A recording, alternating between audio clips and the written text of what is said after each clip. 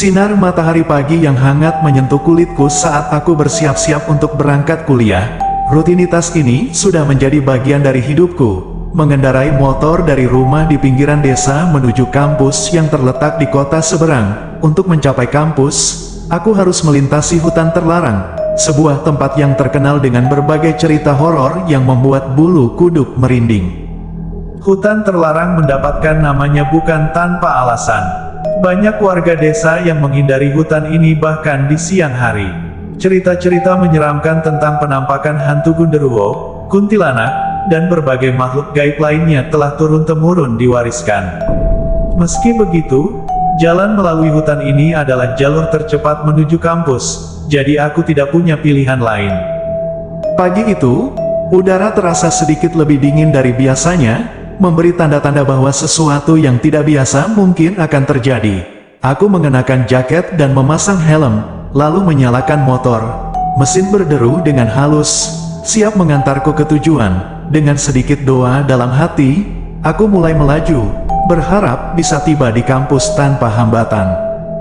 Jalanan di desa masih sepi saat aku melintasinya. Pemandangan sawah hijau yang membentang di kiri dan kanan jalan memberikan ketenangan tersendiri. Namun, semakin dekat ke hutan terlarang, pemandangan berubah. Pepohonan mulai menutupi cahaya matahari, menciptakan bayangan yang menyeramkan. Aku menelan ludah, berusaha mengusir perasaan takut yang mulai merayapi diriku. Memasuki kawasan hutan, suasana langsung berubah drastis. Udara terasa lebih lembab dan dingin. Jalanan yang sebelumnya lebar dan mulus kini berubah menjadi sempit dan berliku, dengan dedaunan tebal yang menggantung di atas kepala. Matahari semakin sulit menembus rimbunnya pepohonan, membuat suasana menjadi semakin kelam. Di tengah perjalanan, aku mulai merasakan ada yang aneh. Motor yang kukendarai tiba-tiba bergetar hebat dan suara mesin berubah kasar. "Jangan sekarang, jangan mogok sekarang," gumamku sambil mencoba menjaga kendali. Tapi takdir berkata lain, motor tiba-tiba berhenti. Aku terpaksa turun dan memeriksa mesin, berharap masalahnya hanya sepele. Sambil memeriksa motor, telingaku menangkap suara-suara aneh dari dalam hutan. Seperti suara langkah kaki yang menghampiri, suara tawa kecil yang memecah kesunyian, dan bisikan-bisikan yang tidak jelas dari arah yang tidak menentu. Jantungku berdetak semakin kencang, tetapi aku berusaha tetap tenang dan fokus pada motor. Setelah beberapa menit yang terasa seperti seumur hidup, akhirnya motor bisa dihidupkan kembali. Aku segera naik dan melanjutkan perjalanan, berusaha melupakan suara-suara aneh tadi. Namun, rasa takut itu tidak mudah hilang. Aku terus merasa seperti ada yang mengawasi dari balik pepohonan. Mendekati tengah hutan, kabut tipis mulai turun, menambah suasana seram. Jalanan semakin sulit dilihat, dan aku harus mengurangi kecepatan. Di tengah kabut, bayangan-bayangan aneh mulai terlihat, bergerak-gerak di antara pepohonan. Aku mencoba meyakinkan diri bahwa itu hanya ilusi, efek dari kabut dan ketakutanku sendiri. Namun, ada satu bayangan yang membuatku nyaris kehilangan kendali atas motor. Di sisi jalan, berdiri seorang wanita berambut panjang dengan pakaian putih lusuh, memandang lurus ke arahku. Aku mengenalinya dari cerita-cerita yang sering ku dengar. Itu adalah kuntilanak, hantu yang terkenal di hutan terlarang ini. Aku menelan ludah dan mencoba tetap fokus pada jalan di depanku. Sesaat kemudian, suara tangisan perempuan terdengar jelas di telingaku, mengiringi setiap putaran roda motorku. Aku tahu bahwa menangis adalah salah satu ciri khas kuntilanak. Setiap kali aku mendengar suara itu, bulu kudukku berdiri, dan ketakutan yang dalam menyelimuti diriku. Aku hanya bisa terus melaju, berharap suara itu segera menghilang. Perjalanan melalui hutan terasa sangat panjang. Meski jarak sebenarnya tidak lebih dari beberapa kilometer, setiap meter terasa seperti ratusan. Di antara pepohonan, aku sesekali melihat sosok-sosok bayangan yang sepertinya mengikuti dari kejauhan. Semakin dalam aku masuk ke dalam hutan, semakin kuat perasaan bahwa aku tidak sendirian. Sampai akhirnya, aku melihat cahaya di kejauhan. Itu adalah tanda bahwa aku hampir keluar dari hutan terlarang. Dengan semangat yang baru, aku mempercepat laju motor, berusaha secepat mungkin meninggalkan tempat ini. Ketika akhirnya aku keluar dari hutan dan kembali ke jalan yang lebih terbuka, rasa lega menyelimuti diriku. Namun, aku tahu bahwa aku harus melintasi hutan itu lagi saat pulang nanti. Hari itu di kampus, aku berusaha melupakan pengalaman mengerikan di hutan tadi. Namun, bayangan-bayangan dan suara-suara itu terus menghantui pikiranku. Teman-temanku sempat bertanya mengapa aku terlihat pucat dan tegang. Tetapi aku hanya menjawab bahwa aku kurang tidur. Tidak ada gunanya menceritakan hal-hal yang mungkin tidak akan mereka percayai. Kuliah berakhir lebih lambat dari biasanya. Saat matahari mulai terbenam, aku merasa perasaan takut mulai muncul kembali. Aku harus kembali melintasi hutan terlarang dalam kondisi gelap. Dengan enggan, aku menyalakan motor dan mulai perjalanan pulang. Kali ini, setiap bayangan dan suara akan terasa lebih menakutkan di bawah kegelapan malam. Begitu aku memasuki hutan, suasana langsung berubah. Gelapnya malam membuat segalanya terlihat lebih menyeramkan. Hanya cahaya lampu motor yang menjadi penunjuk jalan. Setiap suara kecil, dari gesekan daun hingga suara binatang malam, terdengar begitu jelas dan mengerikan. Jalanan yang berliku dan sempit membuatku harus lebih berhati-hati. Di tengah perjalanan, aku melihat sosok yang sama seperti tadi pagi. Kuntilanak itu berdiri di pinggir jalan, memandang lurus ke arahku. Kali ini, dia terlihat lebih dekat dan lebih jelas. Wajahnya pucat dan matanya merah menyala. Aku merasa seluruh tubuhku membeku, tetapi aku terus melaju, berusaha tidak melihat langsung ke arahnya. Suara tangisan itu kembali terdengar, kali ini lebih keras dan lebih jelas. Aku tahu bahwa semakin lama aku di hutan ini, semakin besar kemungkinan sesuatu yang buruk akan terjadi. Dengan keringat dingin membasahi punggungku, aku berusaha memacu motor lebih cepat, berharap bisa segera keluar dari hutan ini. Di tengah jalan, tiba-tiba motor terasa berat seperti ada yang menahan. Mesin bergetar hebat dan aku hampir kehilangan kendali. Aku mencoba menenangkan diri dan mengendalikan motor. Ketika melihat ke kaca spion, aku terkejut melihat sosok hitam besar dengan wajah menyeramkan menggantung di belakang motorku. Itu adalah Gundurwo, hantu yang terkenal suka mengganggu pengendara di hutan ini. Aku hampir tidak percaya dengan apa yang kulihat. Gundurwo itu terus menempel di belakang motorku, dengan tatapan mata yang begitu tajam. Aku mencoba mempercepat laju motor, tetapi rasanya semakin sulit untuk bergerak. Sepertinya hantu itu menahan motorku dengan kekuatannya. Keringat dingin terus mengalir, sementara aku berusaha keras untuk tetap tenang dan mengontrol motor.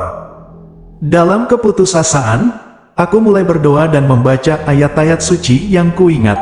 Ajaibnya, perlahan-lahan motor mulai bergerak lebih lancar, dan sosok Gundurwo itu mulai menghilang dari pandanganku. Aku merasa sedikit lega, tetapi tetap waspada karena perjalanan masih panjang. Keajaiban kecil itu memberi semangat bagiku untuk terus melaju. Namun, suasana tidak menjadi lebih baik. Beberapa menit kemudian, aku melihat bayangan hitam besar melintas cepat di depan jalan. Sepertinya bukan manusia, tetapi lebih mirip binatang buas. Hutan ini memang dikenal dengan keberadaan makhluk-makhluk aneh yang sering mengintai di kegelapan malam. Aku menahan napas dan tetap fokus pada jalan. Jalan yang semakin sempit dan berliku membuatku harus lebih berhati-hati. Pepohonan besar dengan akar yang mencuat dari tanah seringkali menghalangi jalanku. Di beberapa tempat, aku bahkan harus berhenti sejenak untuk memastikan tidak ada yang mengintai. Setiap bayangan dan suara menjadi sumber ketakutan yang luar biasa. Di suatu tikungan tajam, aku tiba-tiba melihat seorang wanita tua berdiri di tengah jalan, membelakangi arahku. Pakaian lusuhnya yang kusut dan rambut panjangnya yang acak-acakan memberikan kesan menyeramkan. Aku berhenti sejenak, tidak yakin apakah itu manusia atau makhluk lain. Ketika wanita itu berbalik, wajahnya yang penuh luka dan tatapan mata kosong membuatku yakin bahwa dia bukan manusia biasa. Aku berusaha menghindarinya dan melaju pelan melewati sisi jalan. Namun, wanita tua itu tiba-tiba menghilang begitu saja. Perasaan takut semakin mencekam. Aku merasa seperti berada di tengah mimpi buruk yang tidak ada akhirnya. Namun, Aku harus terus melaju jika ingin keluar dari hutan ini hidup-hidup. Semakin dalam aku masuk ke dalam hutan, semakin aneh dan menyeramkan suasana di sekitarku.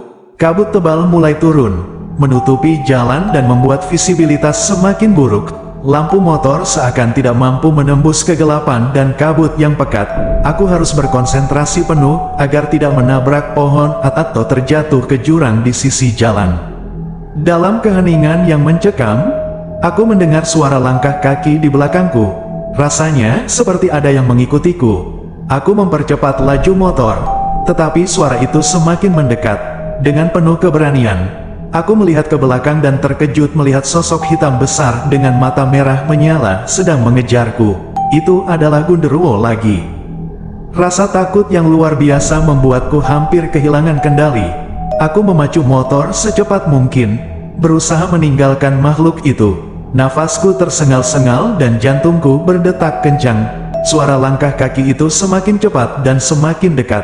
Sepertinya Gundurwo tidak akan melepaskanku begitu saja. Di tengah kepanikan, aku tiba-tiba melihat sebuah cahaya di kejauhan. Itu adalah tanda bahwa aku hampir keluar dari hutan ini. Dengan sisa-sisa tenaga dan keberanian yang kumiliki, aku terus melaju, berharap bisa segera sampai ke jalan utama. Ketika akhirnya aku keluar dari hutan dan melihat jalan yang lebih terbuka, perasaan lega menyelimuti diriku. Aku berhenti sejenak di pinggir jalan, mengatur napas dan menenangkan diri. Meskipun sudah keluar dari hutan, bayangan dan suara-suara menyeramkan itu masih menghantui pikiranku. Aku berusaha mengingat-ingat doa dan ayat-ayat suci untuk menenangkan diri. Tidak ada yang lebih menakutkan daripada pengalaman yang baru saja kualami. Hari-hari berikutnya, aku selalu berangkat lebih pagi dan pulang lebih cepat agar tidak perlu melintasi hutan dalam kondisi gelap. Namun, setiap kali aku melewati hutan itu, perasaan takut tetap tidak bisa hilang. Meski tidak selalu melihat penampakan, suasana hutan yang menyeramkan tetap membuatku merasa tidak nyaman. Suatu hari, saat aku sedang di kampus, seorang teman bercerita tentang legenda hutan terlarang. Dia mengatakan bahwa hutan itu dulunya adalah tempat eksekusi bagi para penjahat dan orang-orang yang dianggap penyihir. Arwah mereka masih bergentayangan dan tidak bisa tenang. Aku hanya bisa mendengarkan dengan serius, semakin memahami alasan mengapa hutan itu begitu menakutkan. Cerita teman itu membuatku semakin yakin bahwa apa yang kualami bukan sekadar imajinasi. Ada sesuatu yang benar-benar jahat di dalam hutan itu. Setiap kali aku pulang pergi kuliah, aku selalu berdoa agar dilindungi dari segala mara bahaya.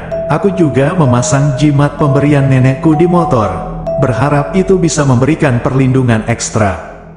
Meskipun begitu, suatu malam aku terpaksa pulang terlambat karena ada rapat di kampus. Dengan hati yang berat, aku menyalakan motor dan mulai perjalanan pulang melalui hutan terlarang. Malam itu terasa lebih gelap dan sunyi daripada biasanya. Aku merasa seolah-olah ada ribuan mata yang mengawasi dari balik pepohonan. Saat memasuki hutan, kabut tebal langsung menyelimuti jalan. Aku harus mengurangi kecepatan agar tidak salah jalan atau menabrak sesuatu. Setiap bayangan dan suara di sekitar membuatku semakin tegang. Di tengah perjalanan, aku melihat sosok wanita berpakaian putih yang sama seperti sebelumnya, berdiri di pinggir jalan dengan wajah penuh luka. Aku berusaha tidak melihat langsung ke arahnya dan terus melaju. Namun, wanita itu tiba-tiba muncul di tengah jalan, memaksaku untuk berhenti. Wajahnya yang menyeramkan semakin dekat dan aku bisa merasakan hawa dingin yang menyelimutiku. Aku berdoa dalam hati, berharap bisa melewati sosok ini tanpa celaka. Ketika sosok itu menghilang, aku langsung mempercepat laju motor. Suara-suara aneh mulai terdengar lagi, dari tawa kecil hingga jeritan yang memecah kesunyian. Aku merasa seperti berada di tengah mimpi buruk yang tidak ada akhirnya. Namun, aku terus melaju, berusaha untuk tidak terjebak dalam ketakutan. Di suatu tikungan tajam, motor tiba-tiba mati mendadak. Aku terpaksa turun dan mencoba memeriksa mesin, berharap masalahnya hanya sepele. Namun, ketika aku menengok ke sekitar, aku melihat bayangan besar dengan mata merah menyala mengintai dari balik pepohonan. Itu adalah Gundurwo lagi. Aku tahu bahwa aku dalam bahaya besar.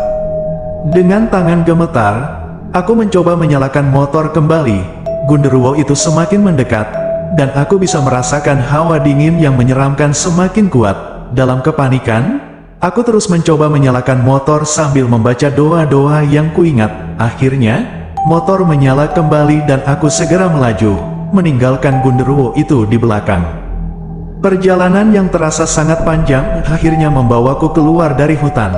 Aku tiba di rumah dengan perasaan lega yang luar biasa.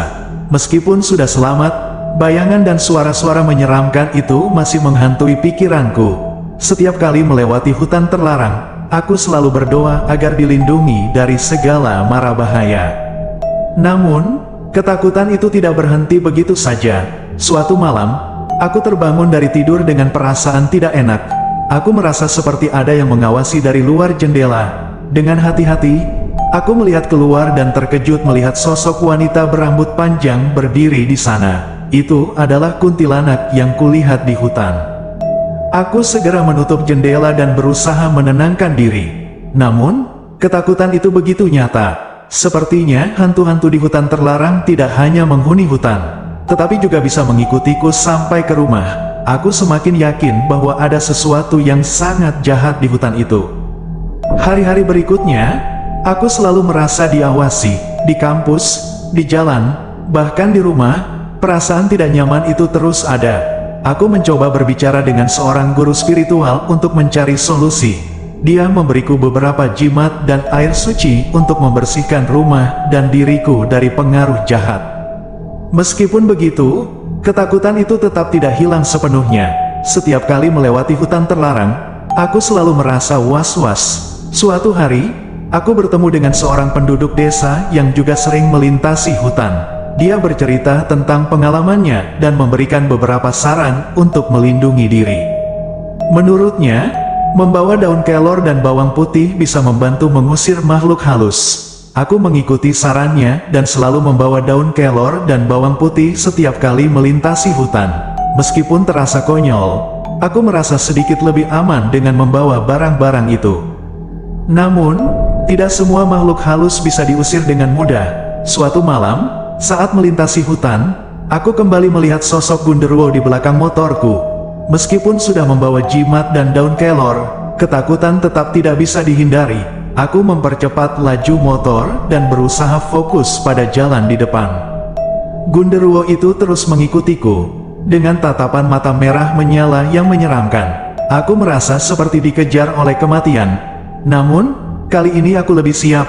Aku membaca doa dan ayat-ayat suci dengan suara lantang, berharap bisa mengusir makhluk itu. Perlahan-lahan, sosok genderuwo mulai menghilang dari pandanganku. Meskipun berhasil mengusir genderuwo, perjalanan melalui hutan tetap menjadi pengalaman yang menakutkan. Setiap kali aku melintasi hutan itu, aku selalu merasa ada yang mengawasi. Sosok-sosok bayangan dan suara-suara aneh terus menghantui, membuat setiap perjalanan terasa seperti mimpi buruk. Suatu hari, aku memutuskan untuk mencari jalan alternatif yang lebih aman. Meskipun harus menempuh jarak yang lebih jauh, aku merasa lebih baik daripada harus terus-menerus dihantui oleh ketakutan. Aku menemukan jalan yang lebih panjang namun lebih ramai, sehingga lebih aman untuk dilalui. Dengan memilih jalan alternatif, aku berharap bisa menghindari pengalaman-pengalaman menakutkan di hutan terlarang.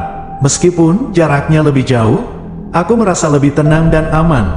Setidaknya, aku tidak perlu terus-menerus dihantui oleh bayangan dan suara-suara aneh. Namun, suatu malam saat aku terpaksa melintasi hutan terlarang lagi, ketakutan kembali menyergap. Meskipun sudah membawa jimat dan perlindungan lainnya, perasaan tidak nyaman itu tetap ada. Malam itu terasa lebih gelap dan sunyi daripada biasanya, menambah kesan menyeramkan. Di tengah perjalanan, aku kembali melihat sosok wanita berambut panjang berdiri di pinggir jalan. Wajahnya yang menyeramkan dan tatapan matanya yang tajam membuatku merinding. Aku berusaha untuk tetap tenang dan melaju perlahan melewatinya. Namun, kali ini dia mengikutiku dengan tatapan yang tidak pernah lepas. Aku mempercepat laju motor, tetapi sosok wanita itu terus mengikutiku. Suara tangisannya terdengar semakin keras dan jelas, membuatku semakin ketakutan. Aku membaca doa-doa dan berharap bisa segera keluar dari hutan. Dalam kepanikan, aku hampir menabrak pohon di pinggir jalan. Ketika akhirnya aku keluar dari hutan, sosok wanita itu menghilang.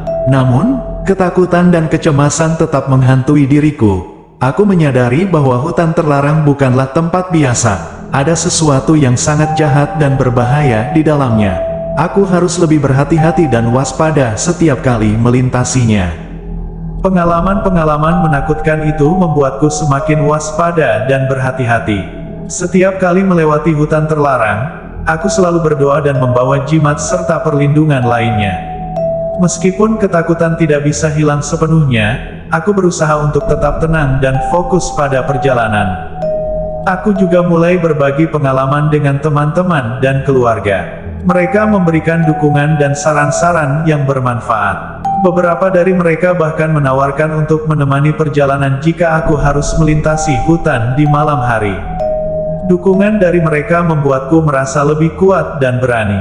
Meskipun pengalaman-pengalaman menakutkan itu tidak bisa dilupakan, aku belajar untuk menghadapi ketakutan dengan lebih tenang. Setiap kali melintasi hutan terlarang, aku selalu ingat untuk berdoa dan membawa perlindungan. Aku juga berusaha untuk tidak terlalu memikirkan hal-hal yang menakutkan. Hutan terlarang tetap menjadi tempat yang menakutkan dan misterius. Namun, aku belajar bahwa ketakutan tidak boleh menghalangiku untuk mencapai tujuan. Dengan keberanian dan perlindungan yang tepat, aku bisa melintasi hutan itu tanpa terluka. Pengalaman-pengalaman itu mengajarkanku untuk lebih kuat dan berani dalam menghadapi ketakutan.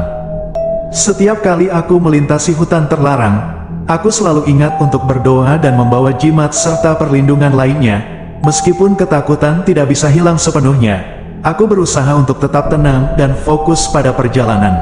Pengalaman-pengalaman menakutkan itu mengajarkanku untuk lebih kuat dan berani. Hutan terlarang akan selalu menjadi bagian dari perjalanan hidupku. Meskipun penuh dengan ketakutan dan misteri, aku belajar bahwa dengan keberanian dan perlindungan yang tepat, aku bisa menghadapinya. Pengalaman-pengalaman itu membuatku lebih kuat dan berani dalam menghadapi ketakutan di masa depan.